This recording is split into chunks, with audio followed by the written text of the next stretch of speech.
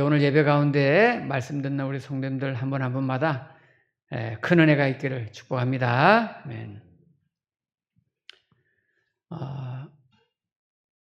연세대학교의 김주환 교수님이라는 분이 회복 탄력성이라는 책을 썼는데요. 이 책이 상당히 그 당시에 이제 인기가 많았고 국립중앙도서관 추천도서로도 이렇게 이제 베스트에 올랐던 책입니다. 회복 탄력성이라는 책에 보면 이제 resilience라는 단어에 대한 이제 사례가 나오죠. resilience를 우리나라 말로 회복 탄력성이라고 이제 번역을 해가지고 사용을 하고 있는 건데요. resilience라는 말은 이제 실패나 장애나 어떤 어려운 제한된 조건에서 어떻게 대응할 것인가, 이거를 아는 거를 말하는 건데, 우리가 역경을 만나고 정말 감당하기 어려운 시련을 만났을 때 거기서 그냥 주저앉아서 절망하거나 포기하지 않고 어떻게 그걸 내가 직접 대면해서 뚫고 나가는 그런 자세, 이걸 갖다가 resilience라고 하는데, 이걸 회복 탄력성이라는 단어로 이제 번역을 해서 사용하고 있는 거예요.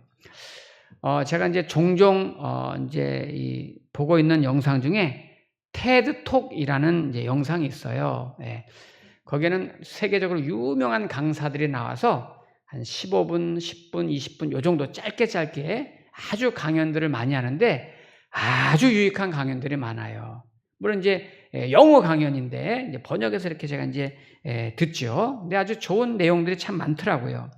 거기서 언젠가 들었던 스토리인데 마음에 참 감명이 됐어요. 호주에서 활동하는 루시 혼이라는 심리학 박사 이야기예요. 본인 이야기. 이 루시 혼이라는 이분이 미국에서 resilience라는 방금 말씀드린 회복 탄력성이라는 거에 대해서 연구하고 공부한 분이고, 그 문제에 대해서 이제 정신적으로나 육체적으로 강한 사람들의 특징을 이분들이 이 루시 혼 박사가 연구해서 석사학위를 받고, 이거를 더 공부하고 싶어가지고 이제 호주로 돌아와서 계속 박사학위를 받기 위해서 이쪽에 이제 공부를 하는 거죠. 그래서 누구든지 갑작스럽게 고난과 시련과 어려움을 당했을 때 어떻게 할 건가? 그걸 이겨내는 문제, 그걸 감당하는 문제에 대해서 이제 연구하고 공부하고 그런 거를 막 강연도 하고 이렇게 다니는 거예요. 근데 그렇게 하는 그 무렵에 2014년에 본인이 정말 감당하기 어려운 큰 어려움을 당하게 됩니다. 그런 거를 이제 연구하는 분이 본인이 그런 이제 어려움을 당한 거죠. 어려움의 내용이 뭐냐면은 이제 친한 친구랑 같이 이제 이 두 가정이, 우리 집 가정이랑 또 친한 친구 가정이랑 두 가정이 이제 피크닉을 가게 된 거예요. 근데 이제 자기 딸이 자기 친한 친구의 딸이랑 친하니까 그 차를 같이 타고 가고 싶다. 이래가지고 이제 루시 혼 박사는 자기 딸을 이제 친구 차에 태우고 그 친구랑 자기 식구랑 같이 이제 이제 소풍을 떠나는 겁니다. 근데 목적지를 향해서 막 달려가고 있는데 앞에서 이 정지선을 무시한 큰 이 덤프트럭이 돌진을 하다가 자기 딸이 타고 있고 자기 친구가 운전하고 있는 그 차를 정면으로 이제 들이받으면서 충돌이 일어났고, 거기서 자기 딸과 자기 친구의 가족이 그냥 그 자리에서 생명을 다 잃고 죽게 된 거죠. 한순간에 이 루시 혼 박사는 자기 딸과 그 친구가 이렇게 죽는 것을 보면서 가슴이 무너지는 거죠. 그리고 인생의 가장 깊은 그런 시련의 골짜기, 어둠의 골짜기에서 헤매고 있는 거죠. 얼마나 힘들겠어요. 사고를 당한 후에 그동안 자기가 그런 부분을 공부하고 연구하고 가르쳤던 게 이게 별로 의미가 없는 거예요. 이제 내가 당하고 보니까 막상 자신에게는 어려움이 닥치고 보니까 그런 공부했던 게 도움이 안 되더라는 거예요. 그런데 그러는 중에 자기가 이제 석사학위를 받고 어려움 당한 사람들에 대해서 지금 박사학위를 받고서 공부하는 중에 여러 사람들의 사례를 연구했을 거 아니에요. 근데 연구하면서 그런 고난과 시련과 고통을 당했을 때, 역경을 당했을 때 회복된 사람들이 있었는데, 회복된 사람들을 연구하고 공부하는 중에 보니까 다시 일어나서 사는 사람들에게 세 가지 공통점이 있더라. 이걸 발견한 거예요. 그래서 그 세 가지 공통점에 대해서 나도 한번 그렇게 적용하면서 살아봐야 되겠다. 이렇게 해서 본인도 이제 회복이 되는 것을 경험했다고 거기서 강연하고 있는 거예요. 그러면 첫째로 뭐냐? 바운스백. 그러니까 회복된 사람들의 첫 번째 특징이 뭐였냐면, 고난이 닥쳐왔을 때 그 고난도 내 인생의 한 부분이다. 이렇게 인정을 했다는 거예요. 그러니까 어려움을 당하고 시련을 당했을 때 나만 어렵고 나만 시련당하고 나만 고난당한다, 나만 희생자라는 생각에 빠지지 않았다는 거예요. 돌아보니까 나보다 더 어려운 당한 사람도 많고 나보다 더 고통 중에 있는 사람도 참 많았는데, 그런 사람들이 뭐 나쁜 사람이라서 그런 것도 아니었고 평범하고 좋은 사람들도 많이 있었는데 그런 고난을 당하더라는 거예요. 그래서 재수 없어서 운이 나빠서가 아니라, 고난이라고 하는 것은 나에게도 누구에게도 다 일어날 수 있는 일이구나, 이거를 인정하고 내 인생의 한 부분으로 고난을 받아들여야 되겠다 하는 거죠. 그다음에 두 번째는 고난 중에 시련 중에 회복된 사람들의 특징을 보니, 자신이 바꿀 수 있는 일과 그냥 받아들여야 되는 일을 분별할 줄 알았다는 거예요. 보통은 고난과 고통이 왔을 때 어차피 이게 바꿀 수 없는 일이에요. 어차피 안 되는 일이고 바꿀 수 없는 일인데 그거에 너무 집착하고 망연자실하고 괴로워하면서 시간과 에너지를 다 허비하고 그냥 그렇게 스스로가 들들 볶아서 살아가는 사람들이 있더라는 거예요. 그러지 말고 내가 바꿀 수 없는 일은 이제 마음을 비우고 내려놓을 줄 알고, 지금 상황에서 내가 할 수 있는 일이 뭔가 그거를 찾아서 그거를 내가 힘써야 되겠다는 거죠. 예를 들어 여러분, 지금 뭐 세계적으로 막 전쟁이 막 일어나고 있어요. 또 국가가 경제 위기에 빠져 있어요. 이걸 내가 바꿀 수 있어요? 그런 거는 내가 내려놓고 내가 내 주변에, 내 가정에 내가 의지로 할 수 있는 소소한 일부터 내가 바꿔보고 변화시켜보고 해보자는 거죠. 그 다음에 세 번째로, 고난과 시련 중에 다시 일어나서 회복된 사람들의 특징을 보니, 지금 내가 하는 일이 나에게 도움이 되는 일인가 아니면 해가 되는 일인가, 이것을 끊임없이 스스로에게 질문하면서 고난과 시련 중에 내가 해가 되는 일이 있으면 하나씩 하나씩 정리를 해나가고, 내가 도움이 되는 일들은 하나씩 하나씩 선택하면서 나를 발전시켜가고 회복시켜 간다는 거죠. 우리는 보통 이성적인 존재잖아요. 이성적인 존재라고 생각하고 내가 이성적으로 나는 잘 판단하고 있다고 생각을 해요. 저도 그렇고 그렇게 살아가고 있어요. 그러나 사람은 분명히 감성적인 존재예요. 그래서 어떨 때는 오히려 이성적인 판단보다 감정적으로 결정할 때가 많더라는 거예요.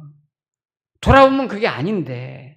그러니까 오늘 루시온 박사는 강연을 마무리하면서 자기가 이렇게 말하는 것이 쉬운 것도 아니고, 이렇게 한다고 해서 이미 당한 고통이 뭐 제거되고 새로워지고 그런 것도 아니다. 그러나 지난 시간 동안 내가 얻은 게 있다면 그래도 이렇게 생각하는 것이 나에게 도움이 많이 되고 살아가는 데 힘이 되었다는 것을 깨닫게 됐다는 거죠. 여러분, 성경에도 보면은 리질리언스, 이 회복 탄력성의 모습을 보여주는 인물들이 참 많이 나옵니다. 창세기에 우리가 쭉 예전에 봤지만 거기에 유명한 인물들, 아브라함, 뭐 이삭, 야곱, 요셉 같은 사람, 정말 이해할 수 없는, 상상할 수 없는 고난이 많이 있었습니다. 그러나 그들은 모두가 이런 회복 탄력성의 모델 같은 그런 인물들이죠. 정말 감당하기 어려운 갑작스러운 고난과 시련이 있었지만 그런 자리에 왔을 때 내 자신이 변화시킬 수 없는 일에 대해서는 하나님 앞에 맡기고 그냥 의지하는 거고, 내가 변화시킬 수 있는 일, 정말 도움이 되는 일들에 집중하면서 나를 회복시켜가고 발전시켜가면서 자기 자리를 찾아가는 거죠. 오늘 루시온 박사가 사실 말한 세 가지 비결은 하나님께 대한 믿음의 그 뿌리와 기초를 두고 있는 거예요. 저도 여러분들도 정말 내가 하나님을 사랑하고 하나님이 나를 사랑한다는 걸 믿으면, 하나님의 놀라운 계획 속에 내가 들어있다는 것을 믿는다면, 그분을 신뢰한다면 우리는 세상을 바라보는 눈도 우리가 달라지고, 내가 어떤 환경에 처했을지라도 우리는 넉넉히 참아내고 견뎌내고 감당할 수 있다는 거예요. 오늘 본문에서도 뜻밖의, 어떻게 보면 정말 억울하게 고난을 당한 한 사람의 이야기가 나옵니다. 예수님의 십자가 못 박히는 그 장면 속에, 자, 오늘 21절 한번 보겠습니다.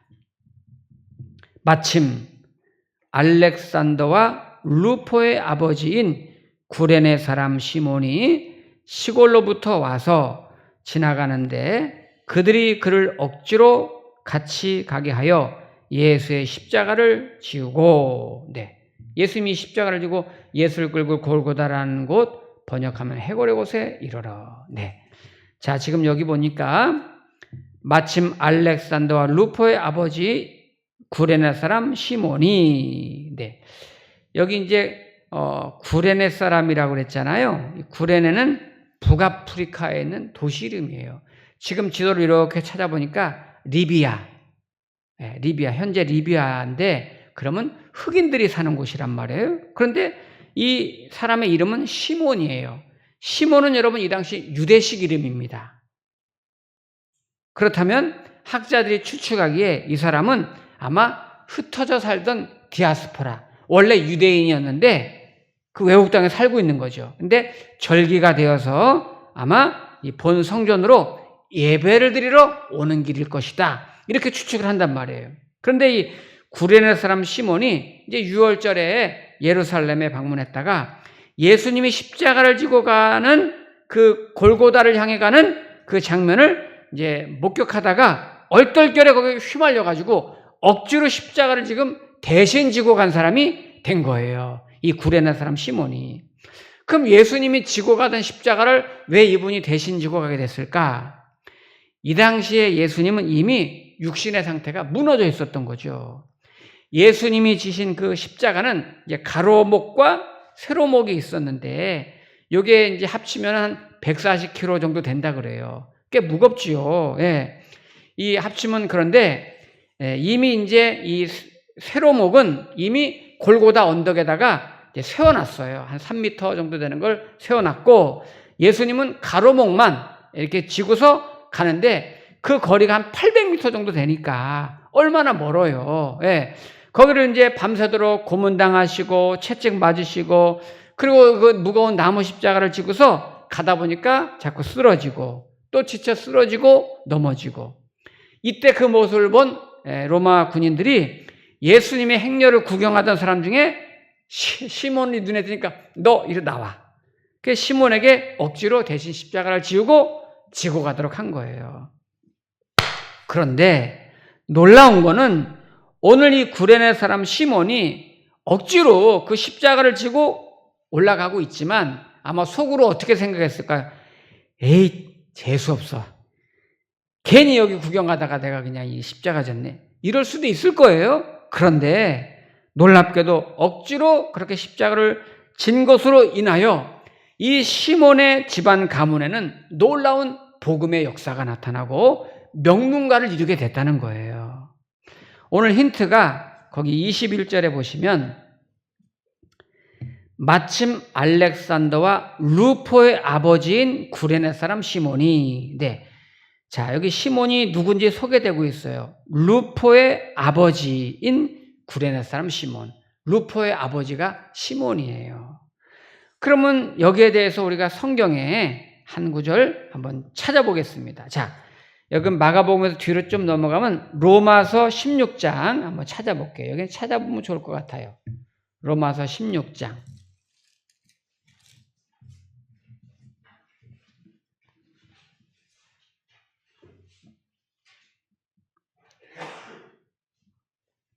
로마서 16장 13절 말씀 보겠습니다.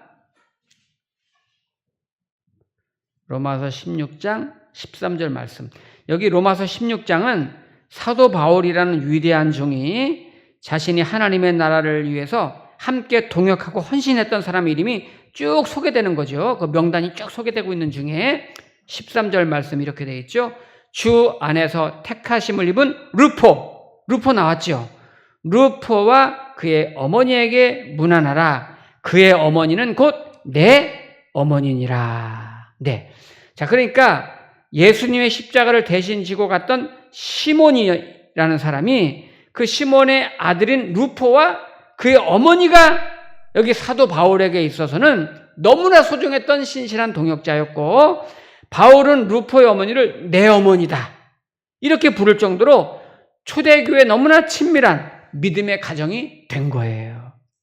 시몬이 그때는 골고다 언덕으로 가시는 예수님을 구경하러 왔다가 억지로 군인들에 의해서 얼떨결에 십자가를 지고서 그 언덕을 올라갔지만, 사실 시몬이 그 자리에는 자기가 뭐 계획해서 왔거나 의도적으로 뭐 왔거나 예정이 없던 불현듯 거기다가 그 십자가를 대신 졌단 말이에요. 그리고 그 가는 길이 힘들고 고난스러웠을 거예요. 그런데 훗날 그 십자가로 말미암아 그 시몬의 어머니, 아버지, 이 바울이 어머니를 내 어머니다 이렇게 말한다는 것은 상당히 초대교회의 명문가를 이뤘다는 굉장히 중요한 단서가 되는 거죠. 그때는 억지로 진 그 십자가가 오히려 그 집안을 초대교회 영향력 있는 집안으로 바꾸어 놓은 계기가 된 거예요. 외국의 그 어린이 동화 중에 개미들의 사랑이라는 이제 동화가 있습니다. 어떤 이제 청년 개미가 큰 도로 건너편에, 아스팔트 큰 도로 건너편에 아주 아리따운 이 아가씨 자매를 사랑하게 됐어요. 그게 너무너무 이제 보고 싶은 마음에 그 자매 개미를 만나려고 이제 만나야 되는데, 이 아스팔트가 길고 머니까 참 쉽지 않아요. 그래서 큰 맘 먹고 이제 아버지, 제가 사랑하고 좋아하는 저 연인을 만나러 다녀오겠습니다 하고서 이제 먼 길 가니까 인사를 드리는데, 아버지 개미가 걱정이 됐는지 잠깐 이리 와라 하면서 그 아들 개미한테 크고 긴 지푸라기 2개를 등에다가 얹어가지고 메고 가게 묶어주는 거예요. 그러니까 이 청년 개미가, 아니 그냥 가도 저 멀고 힘든데 왜 지푸라기를 이렇게 막 2개나 이렇게 등에 매주냐고요 이러면서 불평하듯이 막 말하는 거예요. 그래서 아버지가 그래도 지고 가. 지고 가야 돼. 그래야 너 갈 수 있어. 이러면서 그냥 억지로 치워줬어요. 여러분, 이 부모님에게 여러분 꿈이 있고 소원이 있고 살아가는 이유가 뭐냐고 물어보면 다 자기 자녀잖아요. 내 자식을 위해서 여러분 꿈을 꾸고 비전을 갖고 돈을 벌고 고생하는 거잖아요. 그 아버지의 마음을 이 청년 개미가 알았는지, 아이고 진짜 싫은데 그냥 할 수 없이 이제 순종하는 마음으로 메고서 아스팔트를 건너서 쫙 길 건너로 이제 갑니다. 한참을 가다 보니까 세상에 이 아스팔트가 오래돼서 그랬는지 쩍쩍 갈라져 있고 이 벼랑처럼 생긴 데를 만나게 된 거예요. 이제 내가 더 이상 못 가는구나. 여기까지만 가고 나는 못 가는구나 하고 털썩 이 청년개미가 주저앉았는데, 그때 주저앉을 때 등에 쥐고 있었던 그 지푸라기가 쫙 넘어지면서 아스팔트를 건너갈 수 있는 이 건널목 같은 다리가 되어준 거예요. 그래서 무거운 짐이라고 생각했던 그 지푸라기가 사랑하는 애인을 만나는데 그 구원의 다리가 되어져서 아주 짝짝꿍 잘 살았다는 얘기가 있어요. 여러분, 우리 한국 기독교사에 주기철 목사님이 고문 끝에 순교를 당하잖아요. 그리고 그분이 이제 마지막 1939년에 마지막 설교를 합니다. 그런데 그 설교 대목 중에 이런 대목이 있어요. 처음에는 우리가 십자가를 지지만 나중에는 주님의 십자가가 우리를 져줍니다. 이런 말이 있어요. 무슨 말인가 했어요, 처음엔. 여러분, 우리 개인적으로, 가정적으로, 우리 성도님들 사회적으로도 다 십자가가 있지요. 참 무거운 십자가가 있어서 그것 때문에 여러분 아프기도 하고 힘들기도 합니다. 그 십자가를 지고 가는 게 쉽지 않을 때가 많아요. 그래도 우리는 지고 가야 합니다. 억지로라도 내가 믿음으로 그 십자가를 지고 가면 그 십자가가 결국 나를 져주게 되고 나를 세워주게 되고 나를 빛나게 한다는 거예요. 특히 요즘에 우리가 믿음으로 산다는 것이 쉽지 않은 시대가 되었지만, 그러나 내가 끝까지 믿음을 지키면서 믿음으로 살면 그 믿음이 나를 지켜주고 나를 붙잡아주고 나의 길을 열어주는 거예요. 오늘 본문의 구레네 사람 시몬은 억지로 십자가를 졌습니다. 그런데 어쩌면 저도 여러분들도 그럴 때가 있고 그럴 경우가 많잖아요. 내가 원하지 않았지만 너무 갑작스러운 일 때문에 고통스럽고 힘들고 눈물 나는 일이 있단 말이에요. 하나님을 믿으면서도, 예수를 믿으면서도 또 한 몫을 내가 그 십자가를 담당해야 될 때가 있어요. 그럴지라도 억지로라도 십자가는 즐거워서 지는 게 아니잖아요. 억지로라도 내가 지고 가고 묵묵히 갈 때 나는 하나님의 나라의 큰 그 구원의 역사의 한 부분을 담당하는 사람이 될 것이고, 중요한 거는 십자가는 그냥 십자가로 끝나지 않는다는 거예요.